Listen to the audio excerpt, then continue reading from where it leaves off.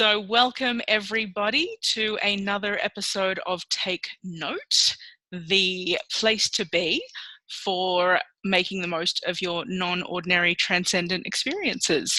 And tonight we have the wonderful pleasure of speaking with Professor Steve Taylor, though it's Steve's morning, I believe, over there in the UK. And Steve is, for those of you who are not familiar with his work yet, he's a senior lecturer in psychology and best-selling author of several books on psychology and spirituality. So welcome, Steve, to Take Note. Pleasure to have you here. Hi, Nicole. It's great to be with you. Yes.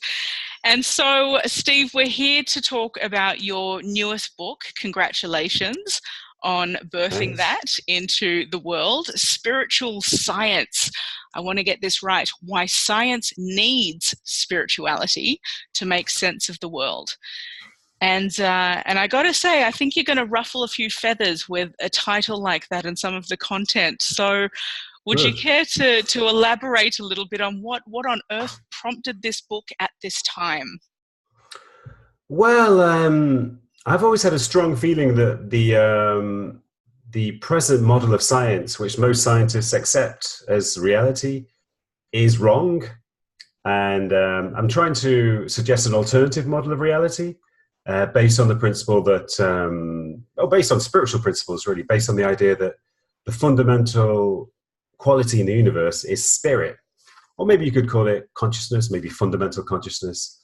But at the moment, most scientists subscribe to the view that matter is the fundamental reality in the universe. And they try to explain the world in materialist terms. But I'm suggesting that that doesn't make sense, that there are so many phenomena which can't be explained in materialist terms. But as soon as you replace the idea that matter is the fundamental reality with the idea that spirit is the fundamental reality, then you have a whole different explanatory paradigm, which makes a lot more sense, in my view. Yeah, I love the approach that you've taken in the book where it's these puzzles that are these puddles, these riddles that look, puzzling from the materialist paradigm, such as near-death experiences, certain phenomena in quantum physics, even altruism you touch upon, and awakening experiences. So, and yet, when you shift the lens into this spiritual science, things start to look different. Yeah, that's what I'm trying to do. Most chapters of the book are based around a certain puzzle, a certain sort of phenomenon, such as consciousness or altruism, or the influence of the mind over the body, such as in the placebo effect, or under the sort of healing influence of hypnosis, for example, and psi experiences, telepathy and precognition, and so on. And yeah, so I'm suggesting that I look at the kind of conventional materialist explanations of these phenomena, and I show that they are flawed, they are contradictory, they're based on groundless assumptions, false assumptions. So and then I sort of introduce the lens of spirituality, and then look at these phenomena from that perspective, and find that it is possible to explain them. For near-death experiences is a good example because. They contradict so many assumptions of the materialist paradigm, mainly the assumption that the mind or consciousness is produced by the brain. And so there are countless neurological or physiological interpretations of near-death experiences, but they're all fairly flawed. They're kind of easily questioned, and so really what near-death experiences show, or the best way of explaining them, is to show that the mind is not produced by the brain. It's something more fundamental than the brain.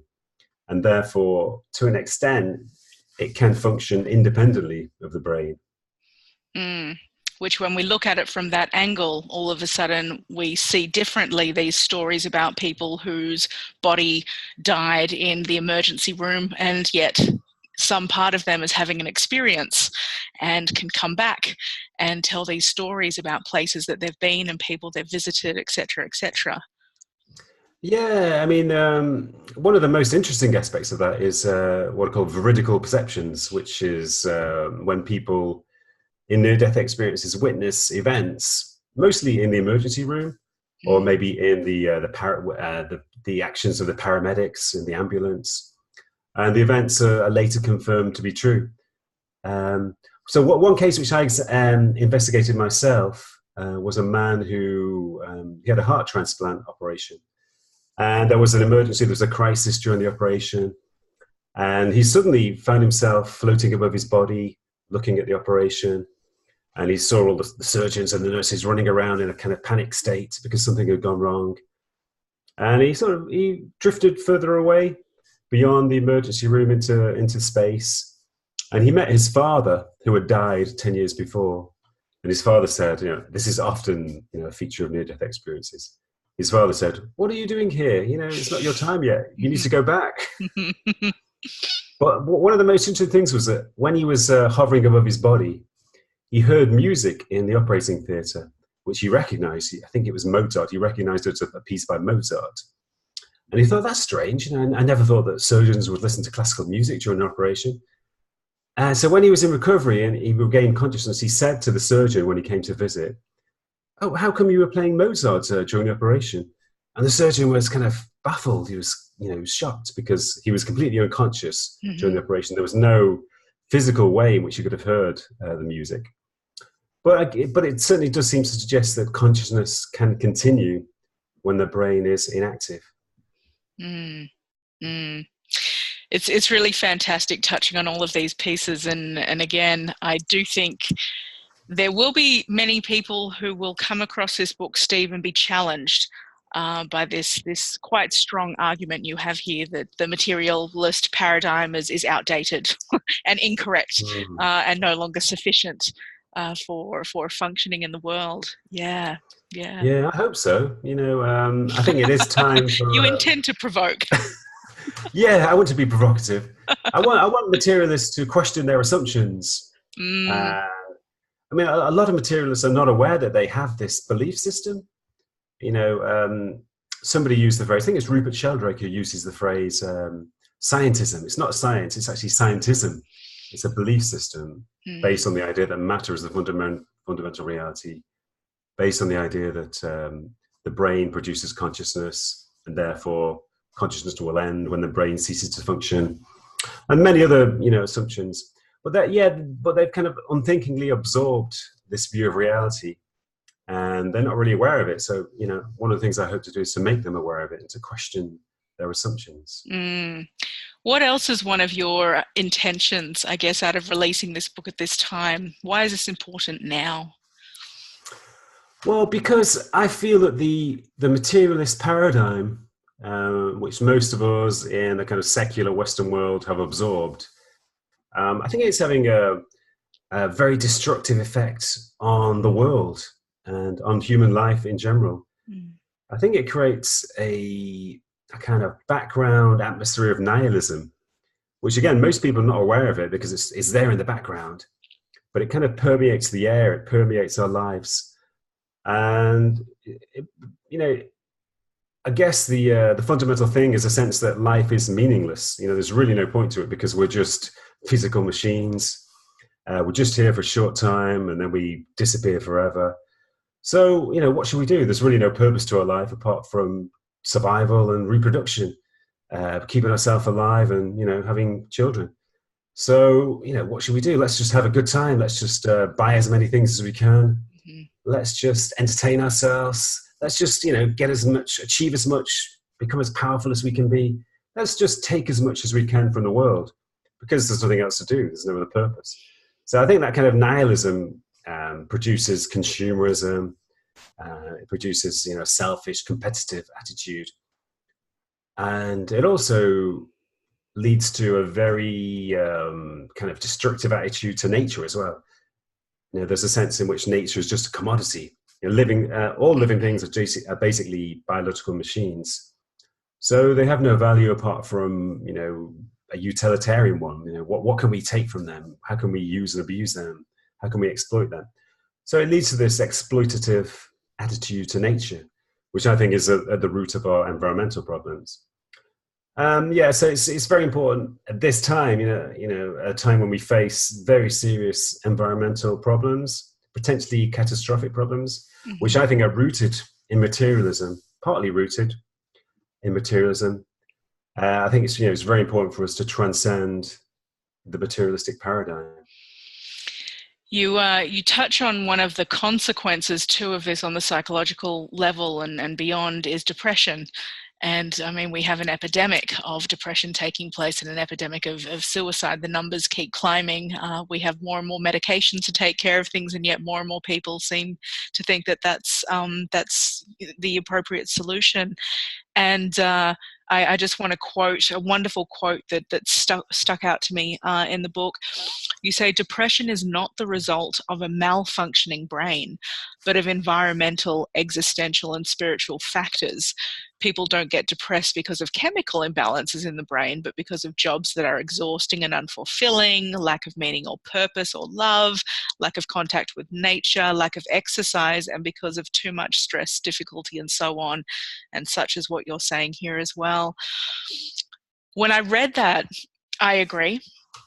And I think it might be difficult to hear for some who diagnose or have received diagnosis of depression and are working with medications of sorts and a particular way of approaching depression, I guess. So I wanted to ask you, what would you say within that conversation? And I guess what would be a more healthful, wholesome way for us as a species to address depression? Well, I think there is some evidence that medication can help in very serious cases of depression. Mm-hmm. I think it can sometimes act as a kind of stabilizing influence while a person is in the midst of extreme turmoil. It can just sort of numb them to the effects of that turmoil temporarily. But there's much less evidence that depression is effective in moderate cases or mild cases. Then that's when medication is most commonly prescribed. And there was a false assumption. There's really no evidence for the assumption that depression is caused by a chemical imbalance or a low level of serotonin. That's really just a myth that was propagated by pharmaceutical companies and propelled by sort of endless millions of dollars of marketing. And it's a very simplistic, appealing idea. It's appealing because it's so simplistic. The idea that, we're lacking a certain chemical in the brain and therefore we become depressed and therefore we can introduce that chemical pharmaceutically and then we can alleviate the depression. But, it's a false model. With no evidence. I mean, some psychiatrists have suggested that the effectiveness of antidepressants is really just a placebo. That there is really no difference between placebos and antidepressants, which is not to say it's a bad thing because placebos can be very effective. Right. So it's not necessarily a bad thing, but there are much more holistic and much more effective ways of treating depression. The only problem is they're quite expensive. So health services and governments are less likely to advocate them. But I'm a great advocate of ecotherapy, and yes. In the UK, there's been some fantastic studies in the UK about the effectiveness of ecotherapy. Contact with nature as a therapy, wildness and outdoor activities. And even something like gardening is very therapeutic. There are some local health services in the UK which prescribe courses of gardening for people who suffer from depression, and it's been shown to be really effective. So ecotherapy is probably more effective, according to studies, than pharmaceutical interventions. So I guess if we adopt a paradigm of a more holistic way of being, other options start to come up on how we can resolve certain ailments that we have as humans. Yeah, definitely. Yeah, we become more aware of the environmental factors. In many cases, depression is linked to lifestyle and a lack of meaning, a lack of purpose, a lack of love, and so forth. So, if we concentrate on medication as a therapy, then we neglect the real factors. So we actually sort of don't address the real causes of depression by focusing on the neurological aspects of it. But I mean, obviously spiritual issues are very important too. I mean, I think something like meditation is a great therapy. There's so much healing which takes place in meditation. But I guess the only issue there is really that when people are suffering from depression, they find it quite difficult to meditate. Yeah. That's what I found. So, but I mean, I sometimes recommend what I call active meditations, which is, it could be something like swimming or running or walking in the countryside. Those activities, you can see them as a form of meditation because they have a mind quietening effect. And yeah, so I think for somebody suffering from depression, those kind of activities are really helpful too. Lovely, lovely. You touch in previous work, Steve, and also in this one on awakening experiences. And for those that are unfamiliar with your definition of this term, could you tell us a bit about what you're talking about? And the question I really want to ask is, and why do you think this is happening more and more today? What's going on? Well, the best place to begin is another assumption of materialism is that the ordinary awareness with which we perceive, with which we experience the world, is kind of objective and true, and therefore extraordinary states of consciousness, like awakening experiences, are, you have to explain them as kind of aberrations. They're aberrations from this normal state of consciousness. And that's why so many scientists try to explain them in neurological terms, high levels of more activity in certain parts of the brain and so on. But you have to reverse that. My assumption and my intuition and my experience is that human beings' ordinary awareness is actually very limited and narrow, even to the extent that it's aberrational. I think ordinary awareness is actually aberrational, so it's actually the other way around. But in awakening experiences, we actually transcend the limitations of normal awareness. And we temporarily, or maybe even permanently, experience an expansion and an intensification of awareness. And that means awareness in a few different aspects. First of all, there's perceptual awareness, so that the world becomes more intense and more real and more vivid. And there's also subjective awareness, an intensification of subjective awareness. We become more aware of the depths of our own being. We become more aware of the kind of the richness of our own being. And there's also intersubjective awareness, which means that we connect with other people, other beings, and nature. We become more aware of this interconnectedness, with human beings or with nature. And also we become aware of more of the interconnectedness of everything, not just our own connectedness, but the connectedness of all phenomena. All phenomena seem to be the expression of something deeper, something fundamental, which kind of pervades them. Almost like there's this kind of underlying ocean of being which pervades the whole world. Or you could call it spirit or love. But it's the expression, the world is the expression of this, and this underlying ocean brings everything into oneness. So in awakening experiences, these are some of the things we experience. And so many of the accounts that you share are really about ordinary people that are having this. These are not remarkable people that take years out of their life to go sit on a mountaintop or in an ashram or, have to perform superhuman feats of any sort. They're really ordinary people that have an awakening. And so what's going on, Steve? Yeah, well, one of the things I've always tried to do in my work is to look at spirituality outside the context of spiritual traditions, outside the context of religion. Because I've always found that in my research, most awakening experiences and most experiences of permanent transformation, when a person experiences a shift into, a stable state of wakefulness or enlightenment, they occur outside spirituality to seemingly ordinary people in the midst of everyday life. A lot of people who don't know anything about spirituality, and in some cases they find it difficult to understand what's happened to them because they have no context. They don't have a background in spiritual practices or paths, and therefore they know they've had a very significant, powerful experience. But there's a little bit of confusion as well because they don't really understand it. That's particularly the case when people undergo a permanent transformation. And in my research, I found that most often happens after intense psychological turmoil.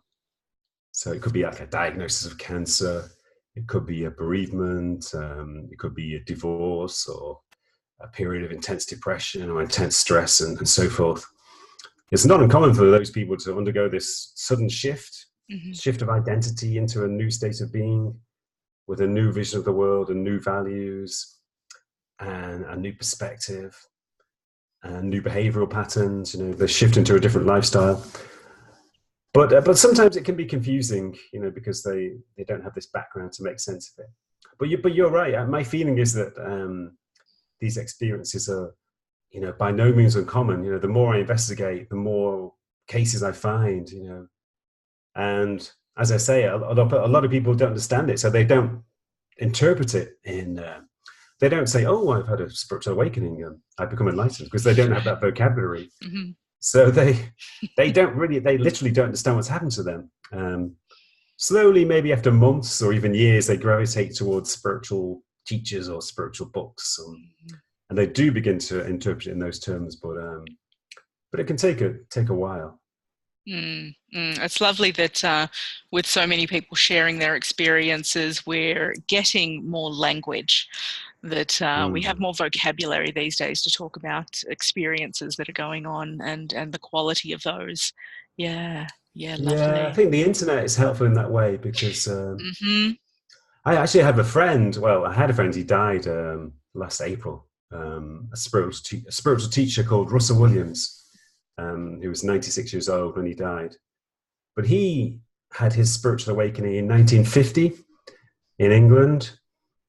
And at that time, there was very little common knowledge of spiritual practices or spiritual ideas. There were kind of little pockets, little societies, but very little kind of overt public knowledge. So he had no idea. It took him years to understand what happened to him. He tried to explain it to people. They thought he was crazy. He went to churches and talked to priests and vicars, and they thought he was crazy. They thought he was blasphemous. So it literally took him 7 or 8 years to understand what had happened, and by that time he'd become so confused, and he felt very frustrated and felt almost as if he was going crazy. But it's nowadays it's much easier because of there's so much information on the internet, and spirituality in general has become so popular, and it's become part of the contemporary culture. It's interesting, that progression that you just spoke about with your friend and the stages he went through there. I speak with many people who've had awakening experiences or non-ordinary, and that progression still very much seems to be there for many in some way, but truncated. And I guess because there is that access to information, and so those moments of, am I going mad? Who do I talk to? Where does validation come from? They still arise, and yet, yes, there's more places to meet that need. Yeah, I think that's a really positive development. I think one of the issues I found is that, for example, I did a talk about 3 years ago in the UK about awakening experiences, about my research, and a woman came up to me at the end. She seemed a bit confused, and she said, "Oh, I've had one of these experiences, but I'm an atheist." And I said, "Well, that's fine." I said, I'm pretty much an atheist too. I don't believe in God in the normal sense. She was really confused that you could have one of these experiences and be an atheist, and not be religious, because so many people still associate them with religion. But of course, they can happen. They do happen a lot outside of religious context. They don't have to be anything to do with religion. I think it's part of the materialist paradigm that, that I'm trying to address in spiritual science. The idea that extraordinary esoteric experiences are kind of non-rational, and they don't suit anybody who believes they have a rational kind of intellectual model of reality, which of course is not true. Yeah, that's why I really do love the work that you do, Steve, because it's bringing such a mainstream perspective, everyday people, everyday language to it, and so it doesn't get stuck in little cloisters. Yes, yeah, important to have these conversations. One of the pieces, I'm a big fan of personality, Jungian typology, and so I noticed in the book you talk about introversion and extraversion. And you have this lovely piece where you say, you know, there's no distinction really between introversion and extroversion, that extroversion is, you know, spirit is connected to through the outside world. And through introversion, it's that essence that comes through on the inside, but that ultimately, you know, different paths, same destination. And I guess I just wanted to ask your piece there around the struggle that comes in the personal and the transpersonal journey that people have, being a person with a personality and preferences like extroversion or introversion, and yet also having these awakening or these transpersonal experiences that go far beyond that. It touches on, you know, how do we, well, it's the after effects and integration, isn't it? How do we do that well? And how do we bring in and honor the pieces of personality with those that are larger than personality? Good question. Yeah, it is. It can be problematic, you know, I think, to say the least. I think a lot of spiritually orientated people do struggle, you know, to function in the world, at least, you know, initially. So that was my case, you know. I've only recently begun to function properly in the world. Congratulations. I'm not sure if I actually am, but I'm certainly better than I used to be. Yeah, because it can be alienating. So in my case, it was just a question of not really understanding myself and feeling like there was something wrong with me, and also being so introverted that I just couldn't function. You know, couldn't sort of follow social rules, or you know, function in normal society. But yeah, it's challenging, and certainly when it happens very suddenly, when spiritual awakenings happen very dramatically and suddenly, and when they are equivalent to a Kundalini awakening in particular, they can be so explosive, so disturbing, so disorientating, physically as well as mentally, that it can take a long time to stabilize yourself afterwards. And you know, as you know in your work, they're easily misdiagnosed as psychosis, and so many people who undergo these experiences are sectioned, given treatment in psychiatric hospitals, and were given strong drugs, psychiatric drugs. And you know, but I found in my research, maybe I'm not sure. It would be interesting to hear your perspective on this too. But in my research, I found that even if it takes years, it could take 10 years or more, but eventually integration does occur. It's almost like a very slow motion earthquake. You know, imagine an earthquake slow down, that it almost appeared to take years or months. You know, there's a sudden explosion, and there's the destruction of your previous self. Although all of your psychological structures are thrown into disarray. But slowly, you know, after a long time, the ground begins to settle again, and there's a kind of reconstruction process that takes place, and everything becomes slowly integrated. The psyche almost naturally fuses itself together again. It almost naturally reconstructs itself. And I think my interpretation is that a lot of people have a kind of latent higher self inside them, kind of sleeping inside them. And it often takes the destruction of the normal old self, when that is destroyed by psychological turmoil, and then there is a sudden opening, there's a sudden space inside your being, and the latent higher self emerges and takes the place of the previous self. But you know, but the emergence can be very disturbing. It can take a long time to establish itself, particularly in those Kundalini type experiences. But I think, you know, there is a kind of natural integration and natural restructuring which takes place. I would agree with you completely that it's remarkable how the psyche has a way of reforming itself and reconfiguring itself into its new incarnation as it is. And And certainly those integrative pieces from my own research, you know, for me, I see it as there are the initial aftershocks of that, where an immediate integration happens, and then of course those longer term, you know, over decades. And I spoke to one man once who, you know, he had his experiences in his teens, I think, and he was now in his 70s, and he's like, I don't know if it ever ends. You know, does integration ever end?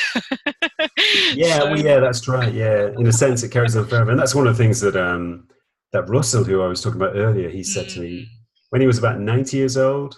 He said to me, "Wow, you know, even after 60 years, you know, it's still going on. It's still changing, and I'm still discovering new things. It's, you know, it's never static. It never reaches a final endpoint."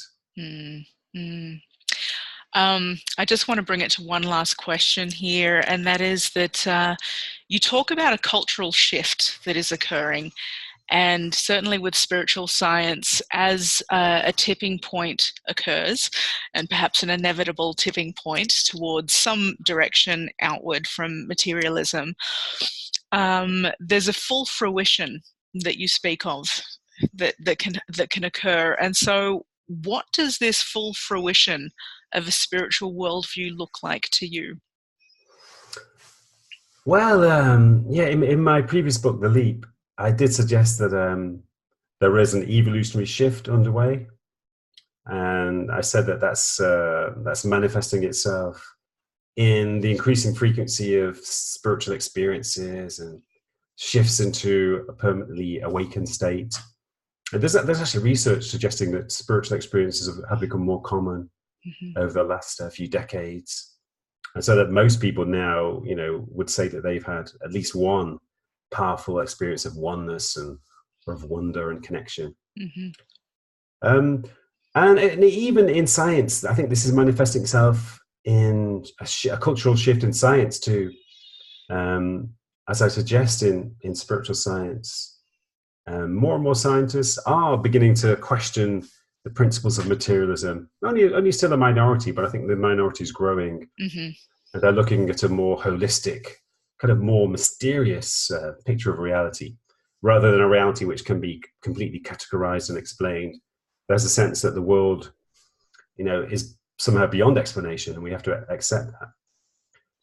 But for me, a spiritual worldview is partly a new perception of reality. It's a transcendence of familiarity. You know, I think so many people live in this kind of pale, familiar perception of reality, this pale, familiar experience of reality, and they take the world for granted. They take a lot of aspects of their life for granted. They kind of they're not aware of the kind of the wonder and mystery of being alive. So I think becoming spiritual means waking up to that wonder and mystery, and to the strangeness of the world. You know, the beautiful strangeness all around us all the time. But it also means connection, increasing connection between people. It means increasing altruism, increasing empathy and compassion. It means transcending separateness and transcending self-centeredness. I think, you know, I think every spiritual tradition talks about the importance of transcending duality. You know, the illusion that we are separate beings living within our own mental space, living within our own bodies, in separation from the world and in separation from one another. So I think spirituality is, to a large extent, about transcending that illusion of separateness and experiencing our oneness, experiencing the fact that we share the same being, we share the same essential spirit, and therefore we are always interconnected. And that applies to the whole world, the whole universe as well. The whole universe is also a manifestation of the same spirit which fills our own being. So, you know, it's the spiritual worldview is so radically different from the materialistic worldview, which most people experience of reality, that it's, you know, it's almost a different universe. And yet the same. And yet the same. Strangely enough. It's like two artists who paint the same landscape. Right. But it's so different, you know. Their impressions of it are so different that it almost looks like a different landscape, but essentially it's the same, of course. Fantastic. Beautiful strangeness. I love that term you use. Yeah, lovely, lovely. Steve, where can people reach you and get a hold of you and grab a copy of this new book? The best place to go is my website, which is stephenmtaylor.com. Stephen with a V, M for Mark, stephenmtaylor.com. And also, you can find me on Facebook and Twitter as well if you do some searching. Wonderful. Well, we'll make sure we have the link pasted below where this video ends up so that people can have straight access to that. And I highly recommend grabbing a copy of this book, Spiritual Science: Why Science Needs Spirituality to Make Sense of the World. Intriguing reading, very friendly reading that covers a broad scope of topics, and it certainly gets the cogs turning. Steve, thank you so much for this conversation, and I wish you great success with the book, yet another, and may it reach all of the right places and ruffle all the right feathers, I guess. Yeah. Thanks, Nicole. Yeah, good luck to you too with your book. I look forward Thank to you. reading. Thank you.